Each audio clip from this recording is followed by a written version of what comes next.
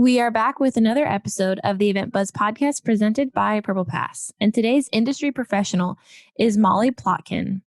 Mollie Plotkin has been working in the events industry for over 17 years as a keynote speaker agent, representing some of the biggest names in sports, media, business, and entertainment. In 2004, while looking for an agency who represented alumni athletes in her hometown of Philadelphia, she was shocked to learn there weren't any. The next day, she changed that. Within 18 months, she represented over 45 athletes and every coach in the NHL. Over the past few years, the Mollie Plotkin Group has expanded to represent authors, thought leaders, cybersecurity experts, Navy SEALs, entertainers, and so much more. And that's just the beginning for Mollie. So let's welcome her to the show.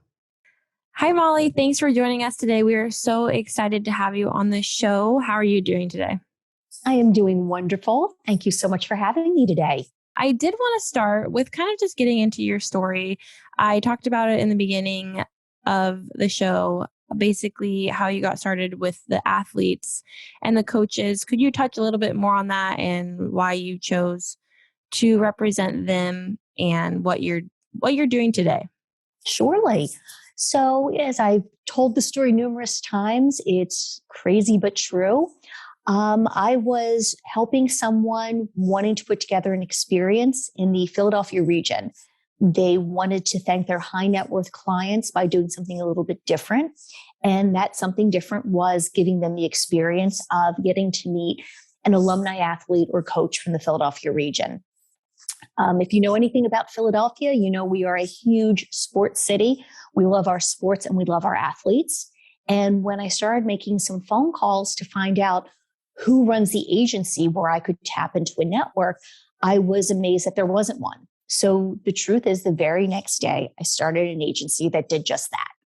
My thought was that if I needed to be finding these people, other people probably did as well. So I started with representing one area sportscaster, and within 18 months, represented every coach in the NHL, as well as about 40 to 45 other athletes, coaches, and sportscasters around the United States. And do you still work with athletes? Are you representing other people as well, like, other types of speakers? Yes. So, we've always said that our stronghold is in the world of sports, and we're very passionate about the world of sports. The tools that are used to build a great team and that an athlete uses to be the best at what they do translates so easily to the private sector. It also translates to people's personal lives. So we do love the message that sports can bring to people. Mm-hmm. But especially during the pandemic, over the last 2 years, we've greatly expanded who we represent. And it was simply because the need grew. People started coming to us. They wanted more thought leaders. They wanted authors. They wanted cybersecurity experts. I'm very lucky that I know a lot of fascinating people who do fascinating things. So because of that, we've expanded into all kinds of areas, including entertainment. And so essentially you guys help connect these event planners or people that are trying to bring on motivational speakers. You kind of connect them with these speakers, correct? We do. And what we always say is, we're an agency. We're not a bureau. And one thing that really sets us apart is that we only represent people that we know. And we feel very, very, very strongly about that. Because if you are an event planner, you are putting a lot of trust in the person that you're working with, that person like myself, because we're telling you that, yes, the keynote speaker, the motivational speaker, the person you want to come out and be introduced to your crowd is worth their client's investment and that audience's time. So we've always felt you can't properly sell a product unless you know the product. And our product happens to be keynote speakers, athletes, thought leaders. And so for event planners that might be interested in bringing in a keynote speaker, might be on the fence, what would you say like the benefits or the value is that a speaker really brings to an event or brings to the public?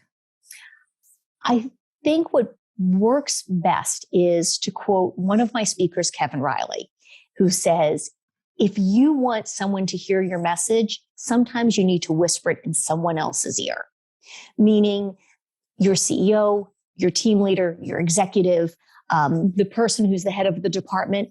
They might be telling their team something, but sometimes hearing that message from someone who has different experiences, who may be looking at it from a different perspective, will often resonate more with the audience. So what I say to people who are wondering if they want to bring in a keynote speaker, when you find the perfect keynote speaker, they are setting the tone for your entire meeting. So whether it be inspiring them from the beginning of the day or wrapping it all together to closing out a full day of conferences, they really set the tone. Yeah, I agree. And the really good ones, it's just a powerful, if you have a really confident speaker that is charismatic and, does a great job, they all stay with you even after the meeting and after the event, and it will stick with you. And there is nothing worse than a horrible keynote speaker. Yeah. And everyone has those experiences. And what breaks my heart is that is completely avoidable. By working as a team with the agent who's going to be representing the keynote speakers, that can be avoided, because really everyone has a story of someone being excited because someone had to have this person at their meeting and that person was a complete bust. Do you have any tips or suggestions when it comes to knowing who is right for your event, what to look for when you are looking at different speakers? Yes. So one thing I always recommend is, trust the agency that you're working with. Get to know them. Bring them in as your partner. We all want to create a successful event. And by working together, we can absolutely do that. And what I mean by that is our best scenarios are when a meeting planner reaches out to us and is able to say, okay, let's work together. We ask them questions. Tell me more about your audience. Tell me about your hiring client. Tell me what your audience looks like. We need demographics, ages, length of service in the industry. Why are you all coming together? When we start to have the answers to those questions, that really helps us come up with a profile of what they're looking for, who's going to resonate with that crowd and connect with them, because it really is all about the connections. Yes, exactly. And how far in advance do you suggest kind of doing this, whether it's connecting with you guys and starting this process?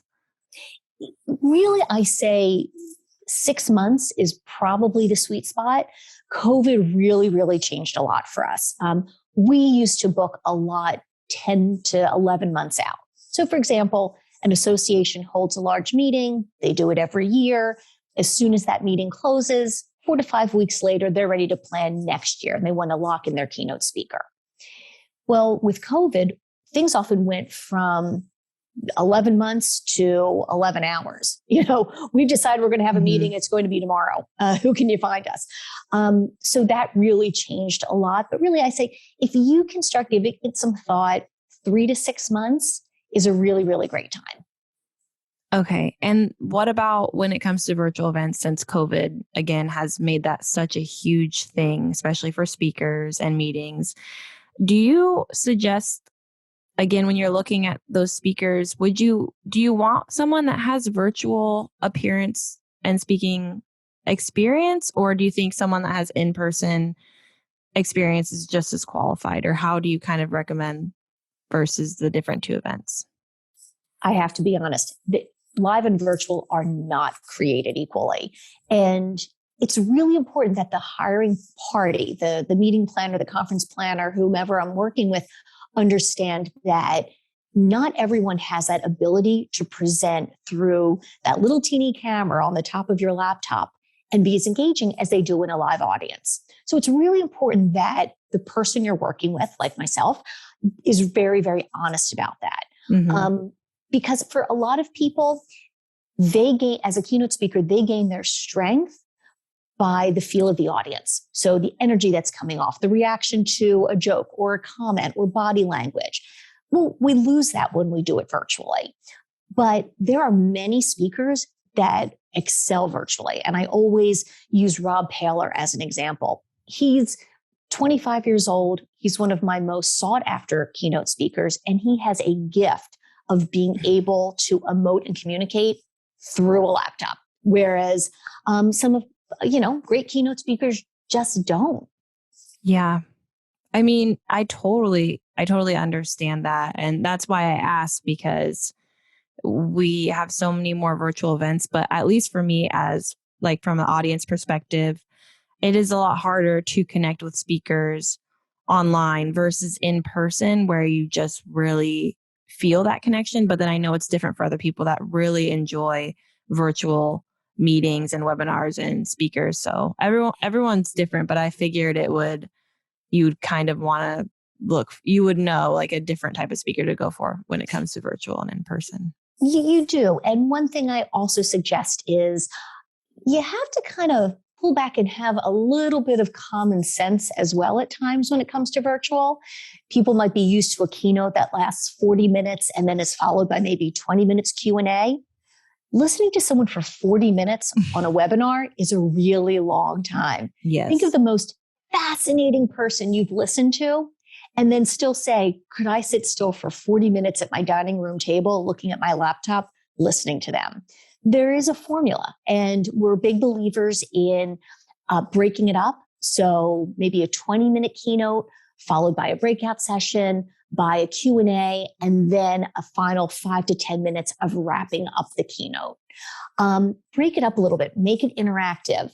And if you have a keynote and you have a slot that it has to last for, let's say 35 minutes, 40 minutes, we really recommend that there be an MC as well. Someone who can facilitate the conversation, can also see, are people turning off their cameras?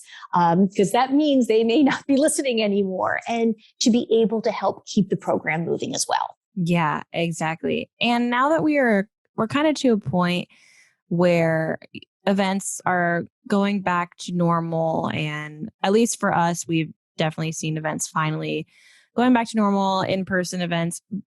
But even though we're at this point, are you still seeing a growing trend of speakers being requested for virtual events? Are you still seeing that rise, or has it kind of leveled out with in-person?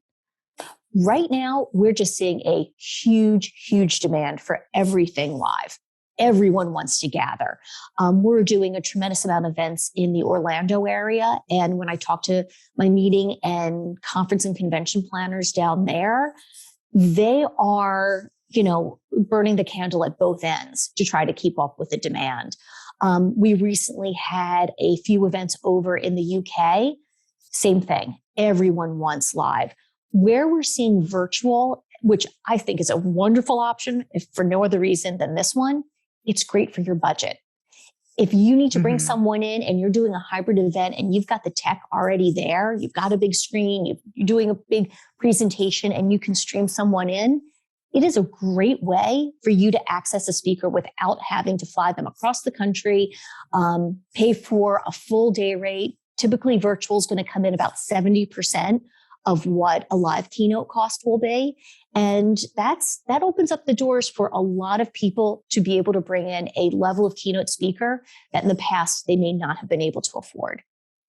Yes, I definitely agree. I think hybrid events are the best of both worlds and are really a great idea, so that we can kind of include everyone, especially like you said, when it comes to budget and flexibility. Everyone can't make the in-person event or find time to travel there and stuff. So I personally really like hybrid events so that you can do both. And Absolutely. Then, yeah. And this might be a little tricky of a question, but I wanted to kind of ask for if there's any current trends in the industry right now, and we might have already talked about them, or the world that we should be paying attention to when booking our speakers that might help us decide who to book. Yes. Actually, I was just writing an article someone had requested for me to write on that exact topic. Oh, perfect. Yes. So I will tell you what we're seeing right now. Yesterday alone, I had 3 calls come in, ironically, all for the same topic. And that is, we haven't announced it to our employees yet, but we're planning on bringing everyone back into the office. What can you do to help us? And that, I think, for the next 6 months is going to be one of our strongest requests. And that is people are used to working in their silo. They're used to working at the hours that they like. They're used to working alone. They're used to working by just tapping in, texting, chatting, whatever it might be with their coworkers and getting their work done. And now all of a sudden they have to work together again. And we do a lot of team building. This is also where the world of sports comes in, is because they know what it's like to train by yourself, but then to come together and work as a team. And that's exactly what corporate America is going to be facing in the next, I would say, 6 to 9 months. Do you work just throughout the States, or it sounds like you work worldwide? We do. Again, we just got very lucky that we had networked and met some really wonderful people in Europe, in the UK. We now have probably about 12 athletes that we have recently signed, everyone from one of the most outstanding Formula One racers. We also have a gentleman named Neil Fracci, who is a Paralympian in the UK.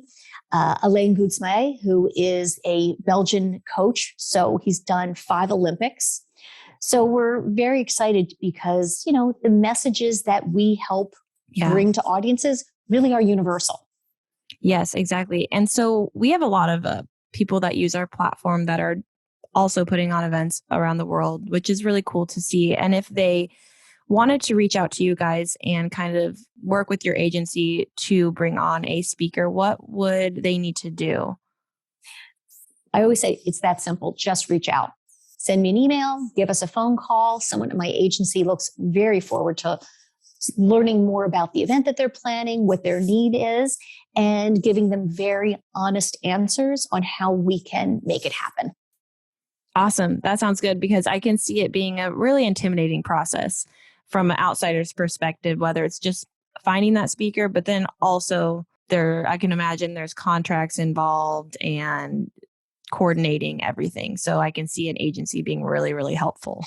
Thank you. And there is a lot involved. And the biggest is communicating a sense and level of trust, because we are a business that is built on the foundation of meeting and event planners. So we really, really understand how they do their job, why they do their job, and what it entails for them to be good at it. And what they're often doing is they're tasked with coming up with a lot of information that then they have to digest, sort through, and then give to a decision maker. And so working together, we really want to make sure that every name that we've given them, they can be confident that the person who's going to make the final decision is going to be thrilled that they reached out to us. Yes, exactly. Okay, well, thank you again so much for your time. And I know this is going to be valuable to a lot of our users. Like I said, again, we have event planners around the world, a lot of people that do conferences and webinars that utilize keynote speakers, because they are a really important element to a lot of different events. If there was anything else you wanted to add before we go. Oh, just that, we look forward to answering any questions from any of your listeners, and we hope we have the opportunity to work together soon.